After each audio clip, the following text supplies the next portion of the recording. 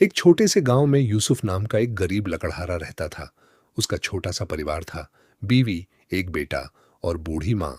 रोज सुबह फज्र की नमाज पढ़कर वह जंगल जाता, लकड़ियां काटता और उन्हें बेचकर अपने परिवार का पेट पालता।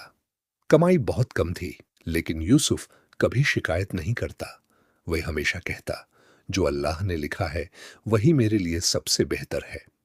एक दिन गांव में बहुत बड़ा तूफान आया। कई पेड़ गिर गए और रास्ते बंद हो गए। यूसुफ कई दिनों तक जंगल नहीं जा सका। घर में खाने का सामान भी खत्म होने लगा। उसकी पत्नी ने कहा, अब क्या होगा? बच्चों को क्या खिलाएंगे?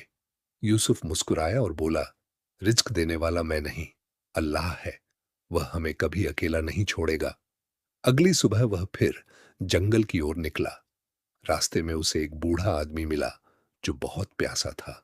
यूसुफ के पास सिर्फ एक बोतल पानी थी, लेकिन उसने बिना सोचे वह पानी बूढ़े को दे दिया।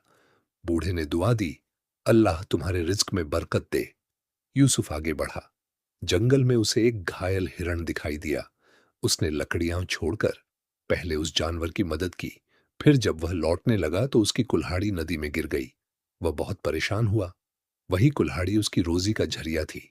उसने आसमान की ओर देखा और कहा, या अल्लाह, तू ही मेरा सहारा है। उसी समय एक मछुआरा वहां आया। उसने यूसुफ की बात सुनी और नदी में उतरकर कुल्हाड़ी ढूंढ निकाली। यूसुफ ने अल्लाह का शुक्र अदा किया। जब वह गांव पहुंचा तो देखा कि जिस बूढ़े को उसने पानी पिलाया था वह एक अमीर व्यापारी था। उसने यूसुफ की ईमानदारी और इंसानियत की चर्चा पूरे गांव में की। व्यापारी ने कहा, मैं अपने बाग की देखभाल के लिए एक भरोसेमंद इंसान ढूंढ रहा हूं। क्या तुम यह काम करोगे? यूसुफ ने हामी भर दी। अब उसे रोज जंगल नहीं जाना पड़ता था। मेहनत वही थी, लेकिन कमाई पहले से कई गुना ज्यादा हो गई। उसने सबसे पहले अपनी बूढ़ी मां के इलाज का इंतजाम किया। फिर गांव के गरीब बच्चों की मदद करनी शुरू कर दी। एक दिन उसके बेटे ने पूछा, अब्बू, हमारी जिंदगी इतनी कैसे बदल गई?